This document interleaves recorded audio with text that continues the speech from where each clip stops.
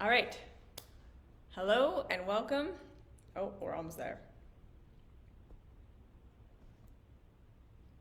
All right. Hello and welcome to today's video where I'm going to be talking about the idea that growth is not always expansion, it's not always evolution, and it's not always something that's actually beneficial. And I feel like this is a really important topic to talk about because we live in a very maximalist world. We live in a very in a culture that's very indoctrinated into the idea that expansion and growth and becoming more and creating more and learning more and evolving more is always the best thing in most of our societies. That we should always be learning, we should always be healing, we should always be transforming, and that growth and that evolution and that transformation should all be manifesting itself on the 3D plane as more.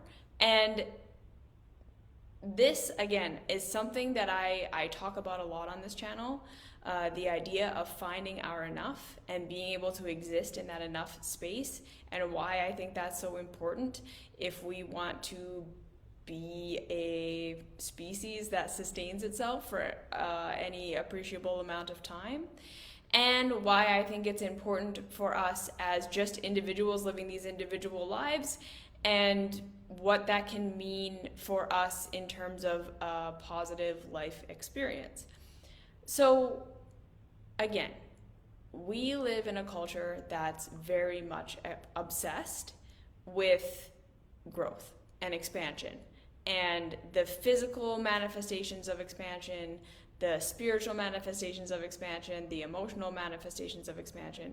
We have been indoctrinated, most of us, into a culture that has very much built itself on this idea of expansion being good at all times.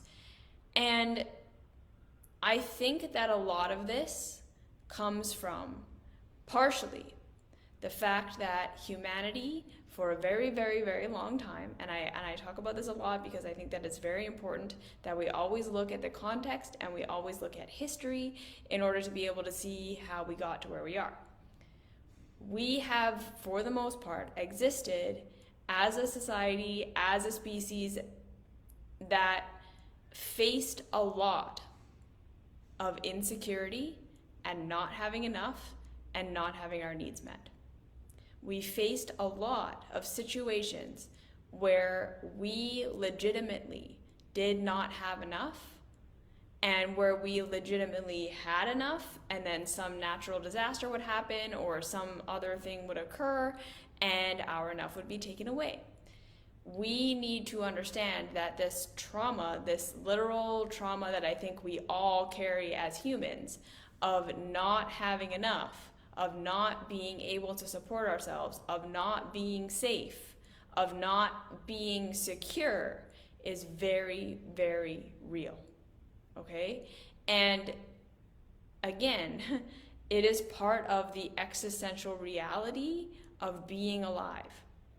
We do not have perfect security and perfect safety and perfect provision on this planet.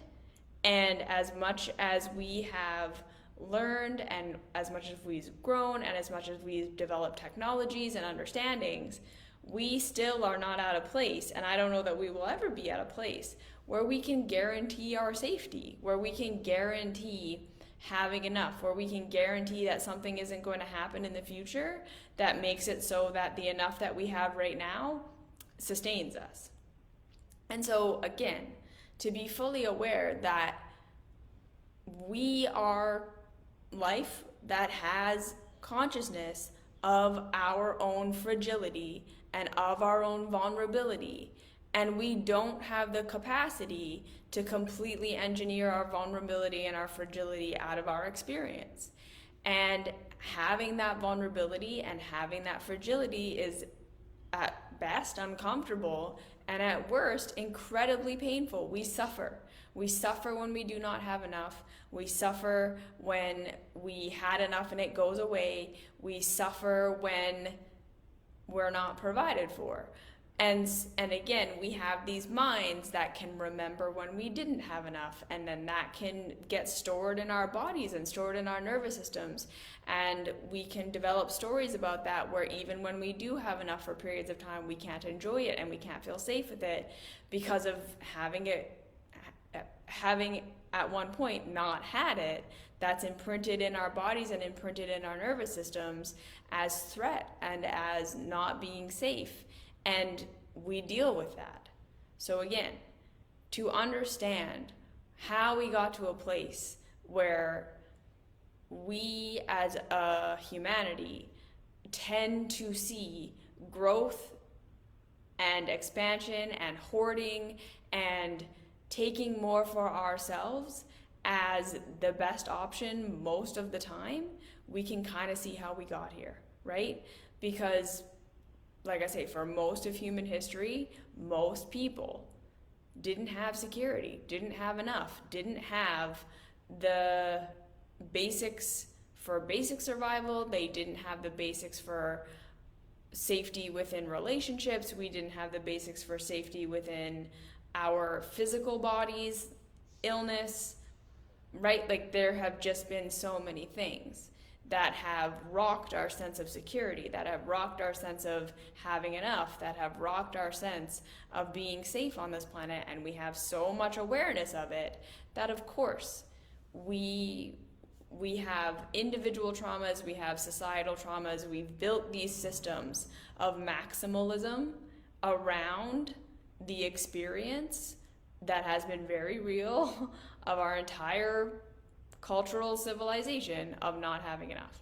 So we can't really blame ourselves for the fact that we are massive maximalists at this point, and for the fact that we've gotten to a place where our maximalism in a lot of ways has become counterproductive. Okay? The second thing we have to understand is that in order to get to the place where, and I'm just saying that this is how we've done it, and I don't know how else we could have done it. I don't know what could have happened if we had done it another way, but we also need to acknowledge that the reality is how we got to a place now where many, many millions of people on this planet live with relative security, live with relative provision, live in a state of relative safety in terms of having our needs met, and you know, global pandemics and disasters and all these things can happen, and we can still basically get by. We can still be pretty much okay, and for some of us we can be way more than okay. In order to get to that place where we have excess, where we have buffer, where we have more than we actually need, the way we got there was through exploitation, and it was through inflated, false attachment of value to things, and it was through hoarding, and it was through certain portions of the population taking their power and taking their capacity to rule over others, to take advantage of others, and they used it. Okay, that's how we got here. We got here through exploitation of labor and exploitation of people groups, exploitation of the earth. We have been accumulating excess through false value for pretty much all of humanity. And that is a hard thing to look at when, like for me, as someone who benefited very greatly from that system, I currently benefit from that system in the sense that I was born into a reality where I did not have to work the land for myself. I did not have to. I got to go and get an education. I had the opportunity to get jobs. I had social mobility in the sense that I had access to people who had money. And And because of that, I've been able to make a good life for myself. So when we kind of, again, look at the reality that we are all, everyone in this world right now is to some degree standing on the shoulders of the people who came before us. Like, that's the other thing. We as a society very intelligently learned to create systems. We learned to create systems of knowledge. We learned to create systems of understanding the world, and then putting systems in place so that culture, so that society, so that our communities could benefit from the understandings and the technology of people who were figuring these things out. Yeah? The fact that we got to a place where people had time and energy and money to put into scientific research and developing cities and developing infrastructure and all of these things, higher education, all of the things that have led to us getting to these places where we have large portions of the population who are born into a situation where they have more than enough, where they have access to more than enough on this planet, came partially from that exploited labor, exploited earth. We're going to hoard at the top, and that's going to benefit, that's going to create excess that we then can use to create even more excess for ourselves. And the way we create that excess is to not pay the people who are working, to enslave the people who are working, and there's still literal systems that work exactly in that same way right here, right now, today. We know that our billionaires and our millionaires are billionaires and millionaires because they don't pay fair wages to the people who work for them. Like, it's pretty much the same system being passed down over and over and over and over again. And we're still in it. And that's happening. And we've passed along technologies and understandings and systems and ways of being that have also greatly benefited us. Okay? I think it would be an interruption of the flow, but hello, and I'm so grateful that you're here. So that is how we got to where we are right now. Yeah? And so again, to understand that getting here, the way we got here was exploitation. And that exploitation led to certain members of the population having excess resource, excess time, excess energy on their hands in order to develop technologies and understandings about our science and math and all of these things that then in some ways absolutely then did get filtered down to be something that benefited society in terms of infrastructure, in terms of systems, in terms of scientific understanding, medicine, all of these things, sanitation, all of this has benefited society. And we are now at a place that, again, where a lot of us, especially in the Western world, we have more than enough. And many of us have more than enough. And then the way that capitalism currently functions, right? There was this idea that the market, when unhindered by government, that the market would determine what was and wasn't of value, and that would be a system that sort of sustained and maintained itself, and that would be a positive system for everyone involved, that the market itself would determine what was good and what was bad, and anything that didn't have value would just be filtered out, no one would pay for it, and that which did have value would have value, and we would value those things and we would pay for them, and society would evolve itself based on value. And unfortunately, that is very much not how capitalism actually has played out.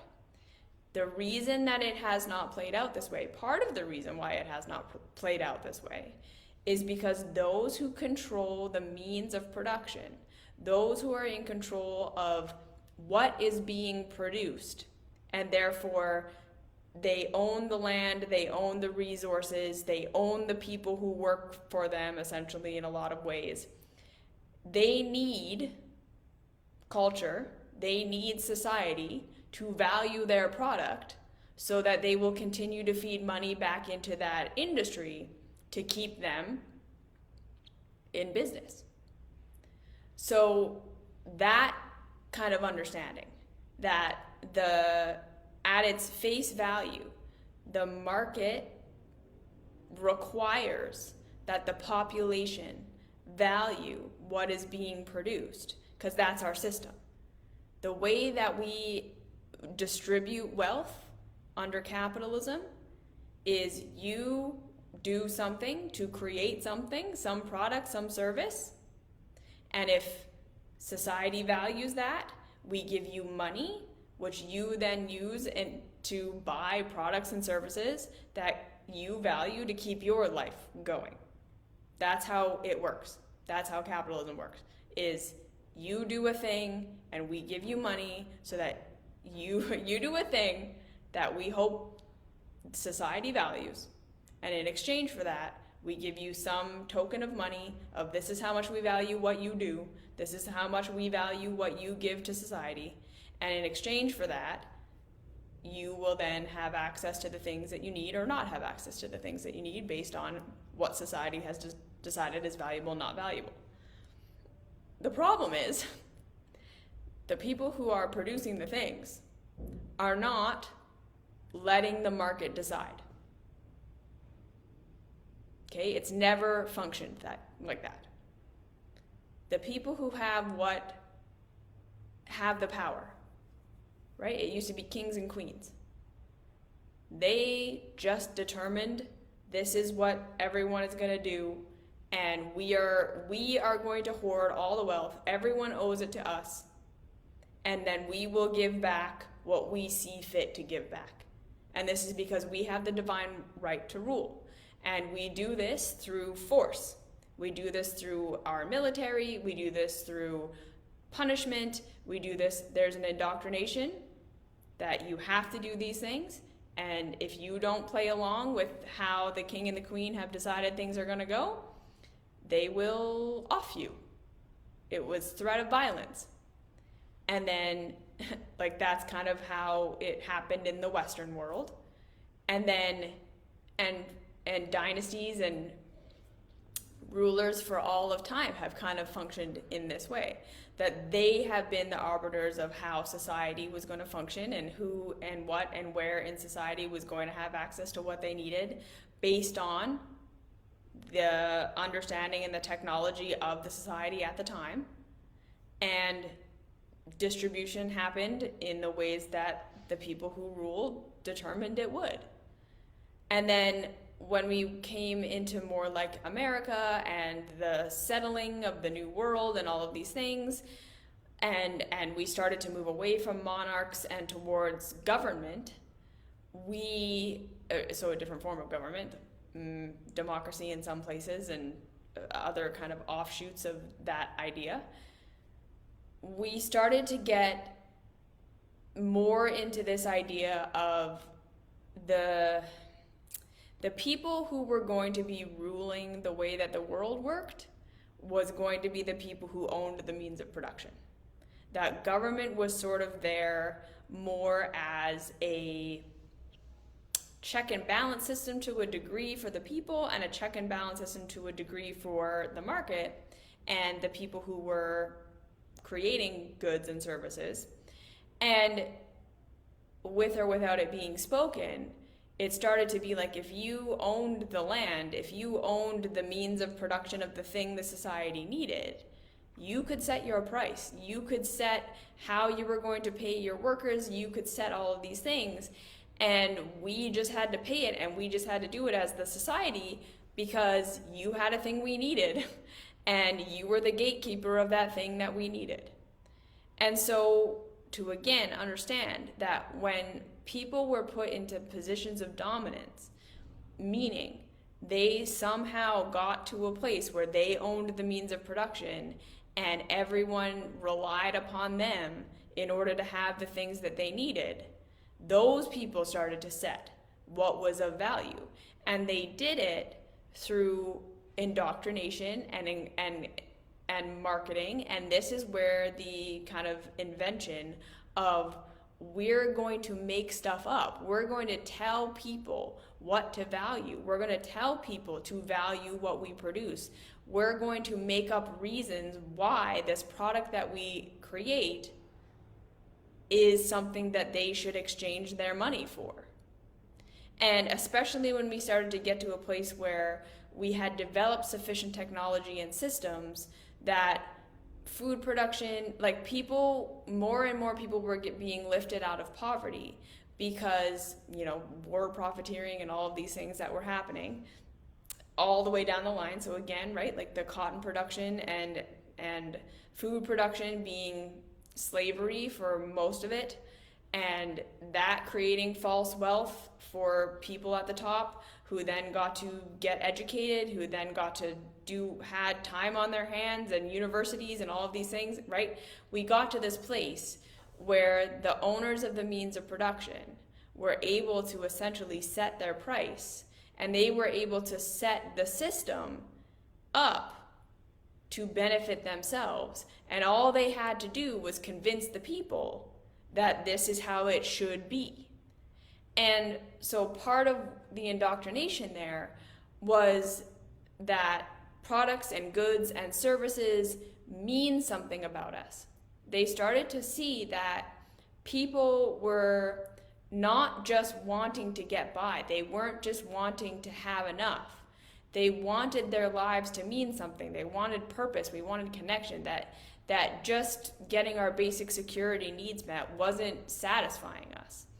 And marketing in this time switched from being about how the product is useful or how the product will last for a really long time or how this product actually serves, like I say, to keep you safe and happy and healthy in terms of your physical needs being met. And it started to become a thing where we were told, like, you need this thing to be liked, you need this thing to fit in, you need this thing to occupy these spaces in society where there was more access and where there was more abundance. And we started to see this from forever, and this was always how it was, that there was an idolization of those who had luxury, of those who had more, of like, so the kings and queens, the monarchs, all that stuff, and then eventually just the rich people. There's an idolization of that because in our minds, having more equals more security, having more equals more safety, having more equals more pleasure, more freedom, more enjoyment. And to a degree, that is absolutely true. The more the people at the top have, the more their lives looked amazing, and the more they don't struggle the way you struggle when you don't have enough. And then the more we were indoctrinated into this idea that hard work and individualism and all of these things are how we get to luxury, that if you buy the right things and you do the right things and you say the right things and you're educated in the right way and you work hard enough and you do what you do, that you too can get into these positions of luxury. And that's what the new world was supposed to be about. It was supposed to be about, we're no longer under the monarchy, so it's free opportunity for everybody. But that was always a lie. It was never a free opportunity for everybody. It was literally just the people who owned the means of production were the new kings and queens, and they convinced their subjects, they convinced everyone else that they got there because of hard work or that they earned it in some way, when in reality, they exploited their way there. And then they hoarded their way there. And then they gave back to society just enough so that they could say, well, you see, when people at the top have more, we then can have universities and we can then do government and infrastructure and research and all of these things, and that benefits society. So look. And then, like, now we're kind of living in this time where we still believe that this imbalance of resource is fine on some levels. We still sort of believe that the people who have a lot of money, the people who have a lot of luxury, the people who have a lot of resources are there for some reason that is of merit, like they earned it somehow. And there's this idea that we live in this free market, in this free society, and anyone who works hard should be able to just have abundance. And again, we idolize and we are being marketed to on a daily basis, every single day, these needs that we have for security, for safety, for fitting in, and for purpose are being exploited through marketing to convince us to continue to produce the way that we're producing and to continue to consume things that are not good for us, that are not good for society, that are not good for anybody except for the people at the top, because we're being told these things will give you these experiences of pleasure and safety and luxury that you want, and it's being done in a way where we're not conscious of it.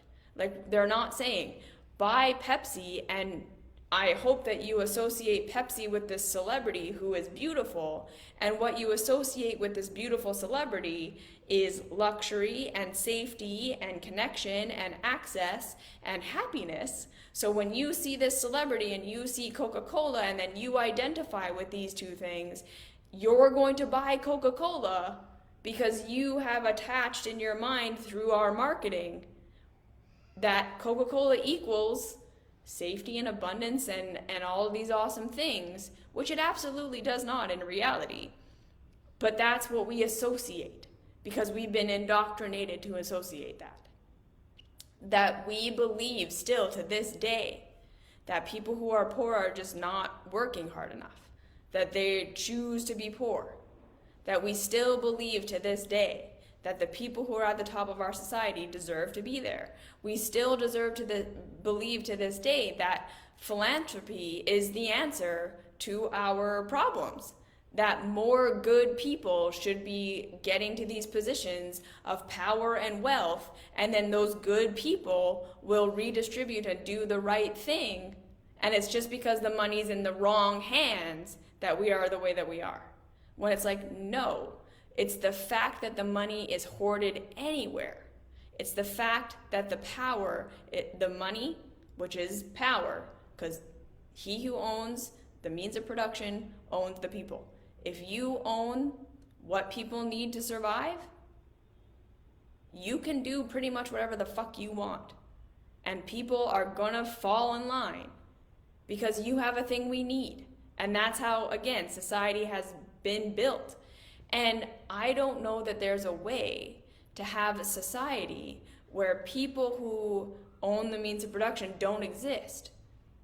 I don't know that there's ever going to be a place where there isn't dominance and hierarchy on some level, because that's how organization essentially happens. What we can change is how this is structured. And that's the thing we want to look at today. So in our individual lives, again, we have to understand that we're continually being fed the message of insecurity. We're continually being indoctrinated to feel insecure, to feel lack, to feel like we are not safe and we are not included and we are not going to be okay on a daily basis. Because that is what makes us good overproducers and good overconsumers. And that is what's good for the people who are currently operating at the top of our system. The more we are willing to sacrifice our humanity for a paycheck, because that's the only way we can get a paycheck, because that's the only paycheck that's available, because the alternative is we don't have access at all, the more we are then going to continue to give our unfair time, unfair labor in exchange for enough to live. And we're not going to rebel from the system, and we're not going to ask that the system change, because we've been indoctrinated to believe that if we don't have enough, or if we're not doing enough, or if we aren't feeling good about ourselves, it's because of a failing on our part on some level.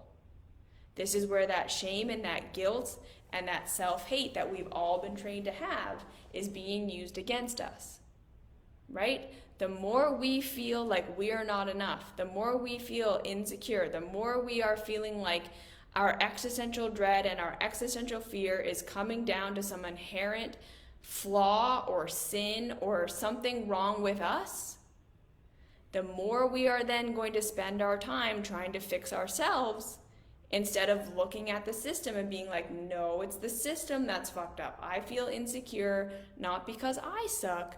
I feel insecure because I have manufactured discontent and manufactured insecurity as part of my lived experience.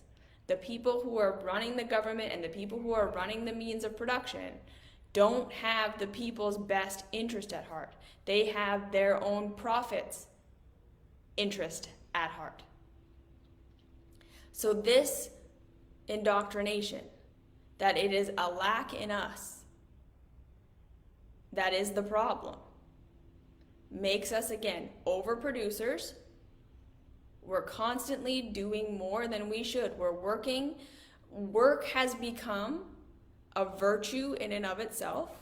Work has become a badge of honor, and how hard you're working and hustling and grinding and is an identity status symbol, when that is completely illogical. That makes absolutely no sense. When we look at it pragmatically, it's work should be done just enough to give us a good life, and then anything outside of that, we're wasting our time. Like, if we really think about it, the reason we are working hard, the reason we are doing the work in the first place, is because we want to have things that make us feel good. We want to have our basic needs met and maybe some luxuries on top of that, but the point of it is to feel as secure and safe and good as we can feel in our existential reality. So when we have that, when we've reached that level, and we continue to work, we are wasting our time, because that is then time we could be spending enjoying ourselves, having the fruits of our labor, that we got there. We have basic needs met, we have some little extra things, and we don't need any more to be happy. You see? But we're being conditioned that more will always make you happier, which is absolutely untrue. That working more so that you can have more is always better, which is absolutely untrue. When we start to sacrifice our humanity so that we can continue to produce, we have literally cut our noses off to spite our faces. We are absolutely forgetting the point of work. The point of work is to make it so that we can live a nice life. If we're sacrificing a nice life that we could be living in order to continue working, what's the payoff? Right? So again, to a degree, working past what is just basic needs is fine. Because again, there's nothing wrong with a little excess.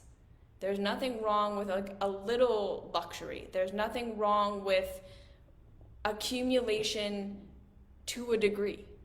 And that's why I want to make it very clear that I'm not saying we should only work to basic need and then stop. That's not what I'm trying to say, okay? I think it's great that we have time and space and luxury to have certain things that make our lives pleasurable. That, again, is like the point of work. And the fact that we have time and space and energy to have things like art and things like education and things like research, and we can afford to make mistakes and waste money and waste resources on things that don't work out. We can try stuff. That's all good, and we want that. Okay, so I'm not saying all excess is bad and wrong. What I am saying is, again, when the accumulation of that excess gets to the point where the return on investment isn't actually making our lives better, we've lost the plot. When we are convinced that, again, to work hard in and of itself is a virtue, We've lost the plot. It is not. If that hard work is not benefiting you and culture in some way, then what is the point? Okay? And then again, the second thing is I agree that a lot of the time in our culture, the people who are at the top do work really hard and they do sacrifice. And this is another thing that I think proves that what they're selling us in terms of if you just work hard enough, you too can have luxury, and that is something you want because it will make you happy, is untrue.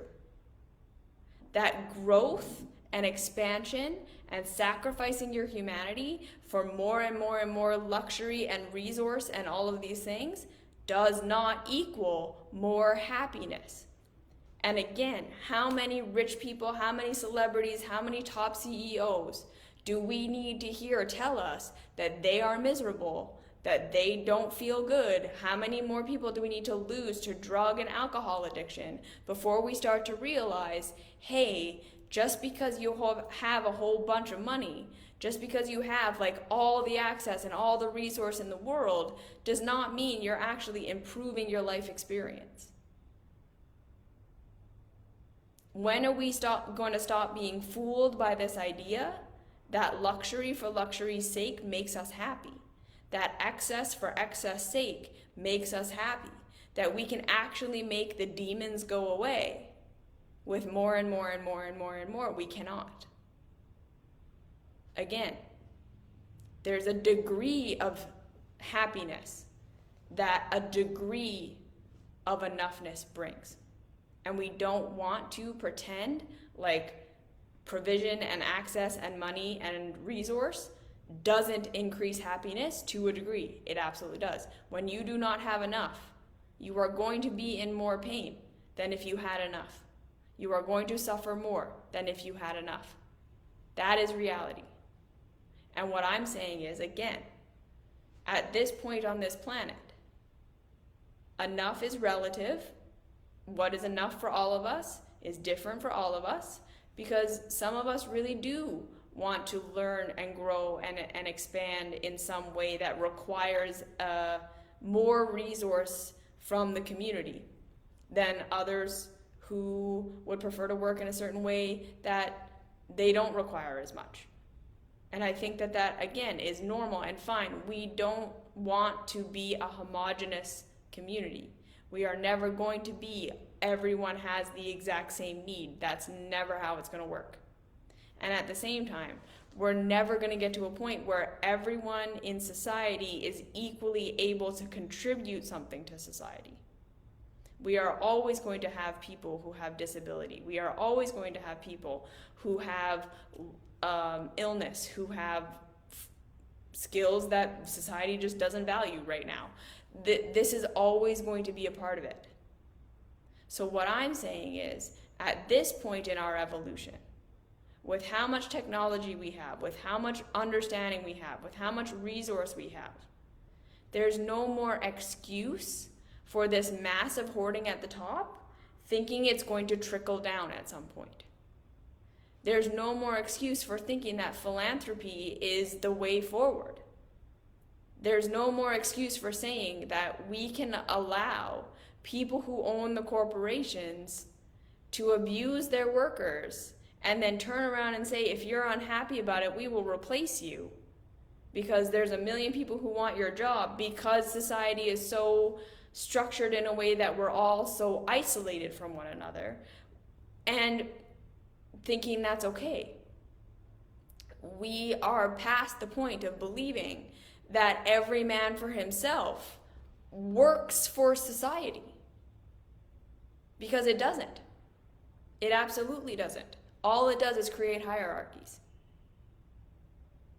And we are never going to get rid of hierarchy until we understand that that there are always going to be people who exist who have the capacity to dominate, who have the capacity to continue to hoard wealth for themselves, to hoard more for themselves than they actually need, than is actually pragmatic.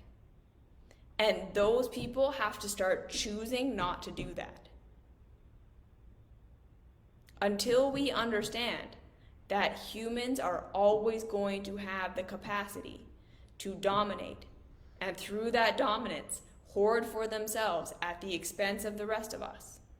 And as long as we understand that psychologically we've figured out how to make people obedient to that, when we realize that that's the reality, that's when we're going to start to say, okay, no, the system itself needs to change so that that dominance doesn't become the norm. And what I'm saying is, speaking to those of us in the middle. So we're not the people who don't have enough. There are people out there who literally do not have enough.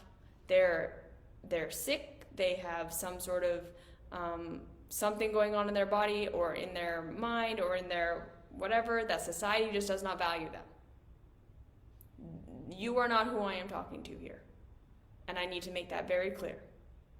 The people who genuinely do not have enough and that society is not supporting you, you do what you need to do. And it's not on you, in my opinion, to stop buying from corporations or to try to figure something out for yourself where you're giving away things that you actually need or any of this stuff. That you're not who I'm talking to. Because it is not your fault that you are where you are. Who I am talking to is those of us in the middle who have had an access to education, who have access to upwards mobility in society, who can create our own businesses and run our own companies and do all of these things. I truly believe that if we can change our mindset about what is success and what we are willing to do and what we are willing to consume and not consume, this is how we're going to start to change the fundamental ways that things happen. When we start to recognize that we've gotten to a place of relative good enough. We have a roof over our heads, we have enough money for food, we have enough money for those little luxuries that are like we can save for the future, and we can run our companies or we can go to work and we can have nice things, that we get to a point where we say, okay, that is enough. I don't have to keep expanding from here. I don't need the next raise. I don't need the next bigger house. I don't need the next car. I don't need the jewelry. I don't need the high fashion being on trend all the time. That those things are being marketed to me in a manipulative fashion to make me believe that they give me something, they give me some value, they give me some worth, that it's a status symbol, and that is a lie. It is not. And it does not increase my happiness. It doesn't take away existential dread, and it doesn't take away existential fear. And I think, again, this is why this is so difficult, because the marketing of today, of the marketing of the luxury and the having the excess so that we continue to fund the corporations that are destroying our planet and that are destroying humanity, is because they have it wired so well that these things are going to take away your existential fear and dread. That these things will make you fit in, that these things will make you popular, that these things will make you, right? And that they represent that when you have these things, you have money, which means you have access, which means you have resource, which means you have safety and security. And when we don't feel good enough, and when we feel scared, and when we all of us lay in bed at night and have those existential fears about the future and about our health and about our families and about all of these things, that social media comes in, we can easily distract ourselves from feeling that way by consuming something, over-consuming, by consuming something and thinking it's going to help us. Even self-help and personal growth stuff, even spirituality. I have seen people who are minimalists on the outside be complete maximalists in their health endeavors, in their spiritual endeavors to the point where those health and spiritual endeavors are eating away at their lives. It's like the people who are overworking to the point of you're making your own life miserable to keep up with this job that you hate because it makes you all this money or because you think that you should do it, when the things that it is affording you, the luxury, the vacations, the parties, all of that stuff, are things you have to do to cope with the work that you're doing in order to pay for those things, right? It's a snake eating its own tail, where we're destroying ourselves to continue working so that we can have these things that destroy us because we need them to cope with the work that's destroying us. People are doing that with their spirituality and their self-help and their personal growth at the same time. We're constantly reaching for this higher level. I gotta transcend, I gotta be better, I gotta have the better relationship, I gotta have the more awake consciousness, I gotta do more, I gotta be more, right? Buy more things for my homestead and get more property and get more land because I'm afraid of the system falling and all of these things, to the point of destroying ourselves to try to keep ourselves safe. We're trying to run away from our existential dread of not feeling enough and not feeling safe by trying to improve ourselves or trying to transcend or expanding our business or expanding our property or expanding when we did not need to expand. And where that expansion, again, costs us more than it gives us. When the expansion costs us more than it gives us, and in order to cope with the expansion, we then need more to try to cope with the expansion, again, we've lost the plot. What are we doing? We're not getting rid of our existential fear and dread. We're not making ourselves actually safer or actually happier. We're just piling things on top of the trauma and the fear and the guilt and all of these things and the shame. And society is telling us, if you just consume more, if you just produce more, if you just do more, you will be happy. And if you ever feel like you're not enough or don't have enough, it's just because you aren't and you need more. Fashion trends, right? And I know, like, people who watch my videos probably aren't fooled by having luxury items so much.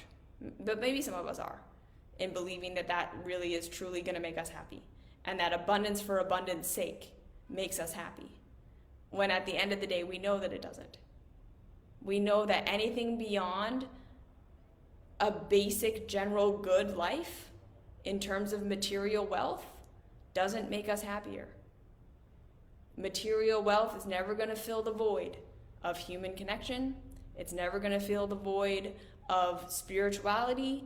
It's never going to fill the void of being able to face our existential fear and dread and realize that we can't buy our way out of it, ever. We do our best to have what we can, to build systems and technologies, but at some point we need a spirituality and we need a self-help and self-improvement world that says, okay, this is always going to be a part of our experience.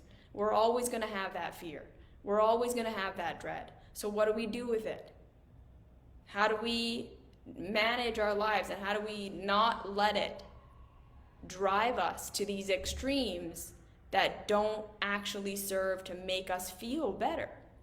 How do we stop getting fooled by this idea that more is better, that more is a virtue? That again, whatever you've reached in your spiritual practice, whatever you've reached in your relationship, whatever you've reached in your business, there's always a next level. There's always a next trend. There's always the next thing to capitalize. And if you're not doing it, society is constantly telling you that you aren't good enough, that you should be working harder, that you should be going to that next level, that you should be expanding. You got one kid, you should have two. You got one car, you should have two. You got one house, you should have the bigger house. More vacations. What are you posting on social media today? Is everyone going to look at your life and think that it's amazing? Like, we're living in a virtual reality where we have all this stuff and we can put it on social media to make it look like we're happy. And we're thinking that feedback of everyone loving us is going to make us feel how we want to feel, which again, right, comes back to that tripwire that we're all tripping over. The very first base program that we all got, that love equals provision, that love equals safety, that being approved of is the way to get everything that we want. And so we're going for the more, we're going for everything because we're trying to be good. We want to be looked at by society as successful, because again, the more society views you as a success, the more society looks at you and says, good, you represent what I want, and therefore I approve of you. We disapprove of all of the people who represent pain and suffering and need and not being able to be providing for ourselves because we fear those things. We're projecting. So we all want to be the people that everyone's going to love because it equals access and it equals provision on some levels, and because we're still fully convinced that to be loved is to be safe. Which, again, it's not totally untrue. It's not totally true either. And we have the power to make that less true. We have the power to design a society that isn't based on, we reject you because you represent fear to us. We reject the sick. We reject the weak. We reject the people who don't fit into society and culture because to us they represent that fear, that vulnerability, that not having enough, that not being safe, that we all are running from. So we want to cast that away. We want to make it their fault. We want to come up with some reason why they are that way and we are not that way, to make ourselves feel like we're doing the right thing, and we will never be like that. They're just addicted. They're just drug addicts. They're not working hard enough. They're whining, complaining victims. Not like me. Not like me, who's taking responsibility for myself and who's strong and who's capable and will never be like that. I'm taking care of my health. I'm making all the right choices. We tell ourselves that because we need to believe it. Because the reality is that we live in a world where we have so much less control than we think that we do. We have control. We have power. Again, I'm not saying we don't. But I'm saying we don't have ultimate control and we don't have ultimate power. And to reject the people who are suffering so that we don't have to look at them and identify with them and have the existential fears that we're all running from come up is not the solution. The solution is, how do we make it so that people who are struggling like that have more social safety nets so that they don't have to represent so much fear for us? Right? If we had a system that said, we're going to take care of our chronically ill, we're going to take care of our elderly, we're going to make it so that there's less wealth hoarded at the top, less wealth hoarded in youth, and we distribute it a little bit better, then maybe we all don't have to be so afraid of getting sick and so afraid of being disabled or so afraid of whatever it is.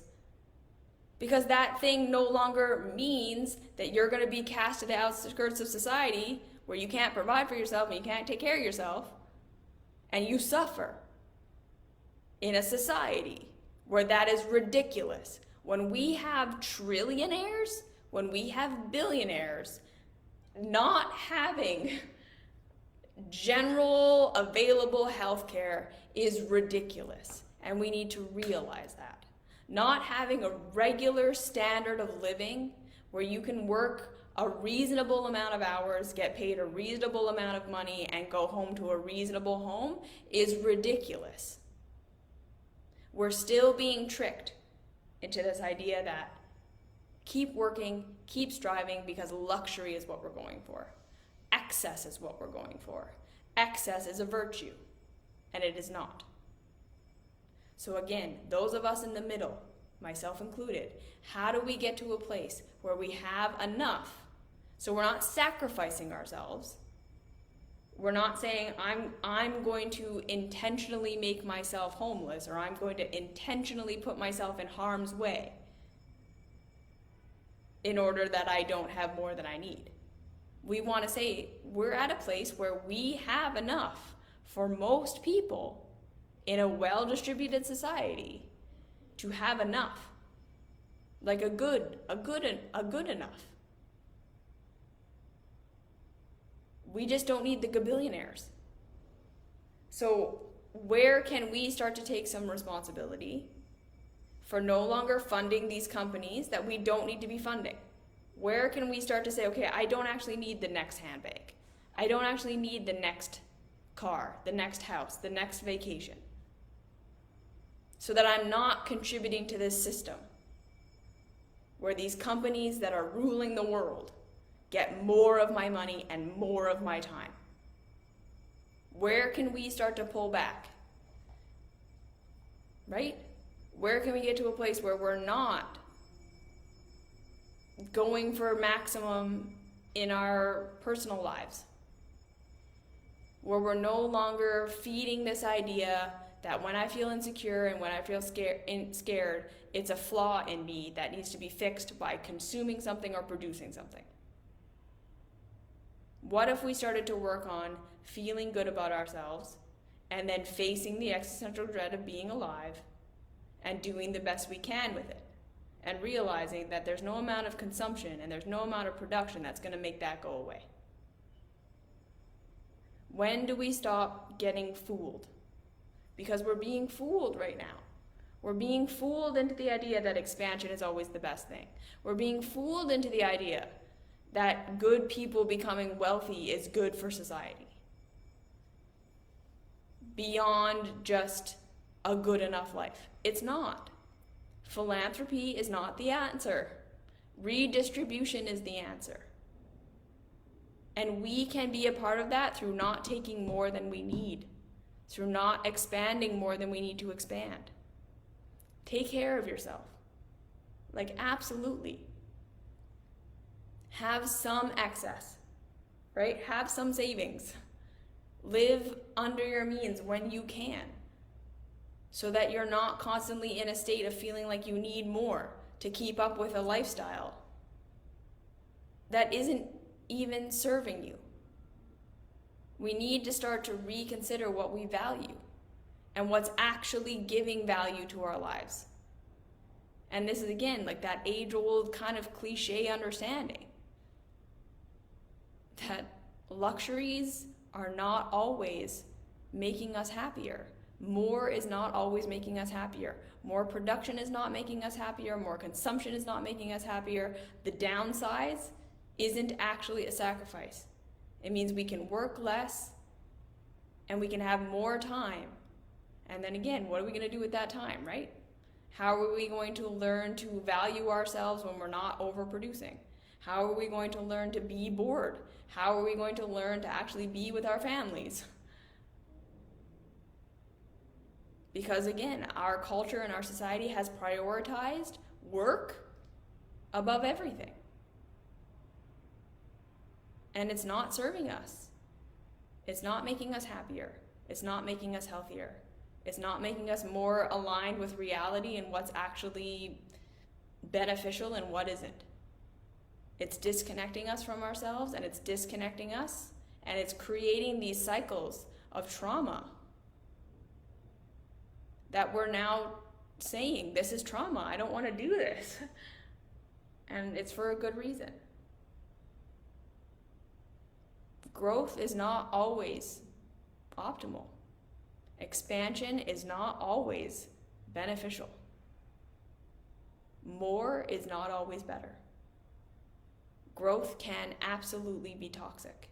It can be toxic in our personal lives, when our spiritual practices or our health practices degrade us more than they help us, when we're maximal in our quest for whatever it is that we're questing for, and it's taking away from our capacity to enjoy life, when our work is taking away from our capacity to even enjoy the things that we're working for, when our work is to continue to keep up with a lifestyle that we think we need to be happy, but in order to get it, we have to sacrifice a lot of our happiness, and then we need that lifestyle to cope with the unhappiness that we have working for that lifestyle, we need to reconsider.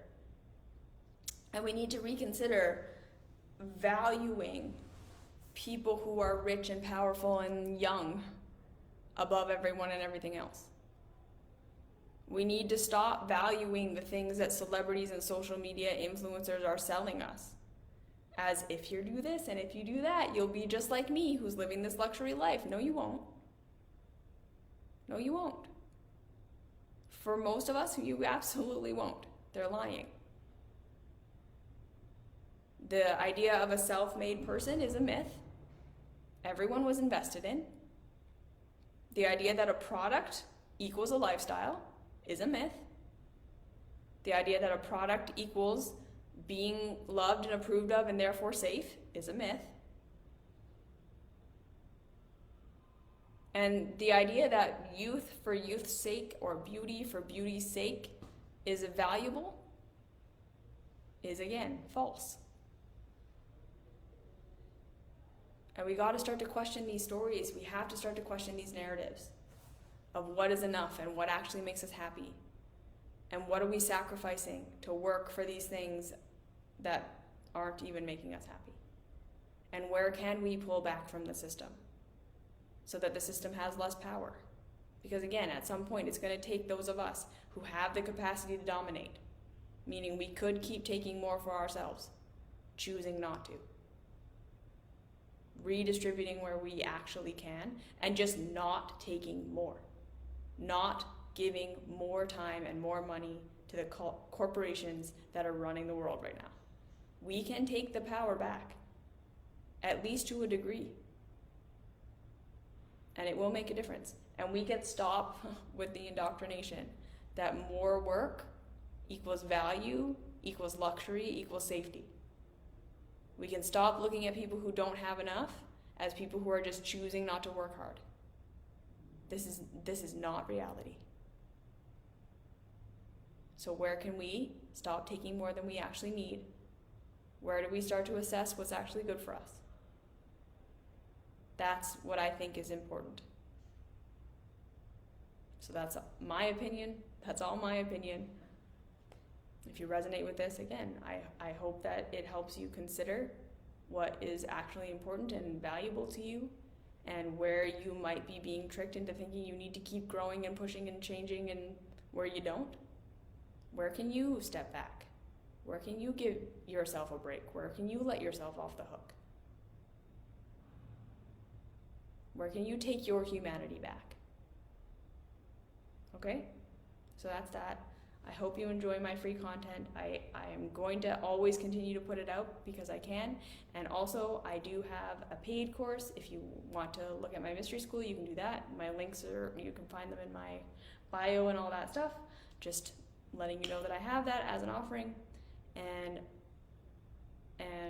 I don't think you need it to be a happy person. You will get along just fine without anything that I offer. It's just there if you like a course or if you want to do a thing, have at her. And if not, I understand, and I hope you enjoy this content too. I just thought I'd start saying it because I know I don't talk about it a lot. So that's that. You are good enough. Your existential dread is not because there's a flaw in you. And if we start to work from that, we might start to have some clarity. Okay? So until next video, have a great day, night, month, week, whatever it is you're going to have, and I'll see you later. Thank you.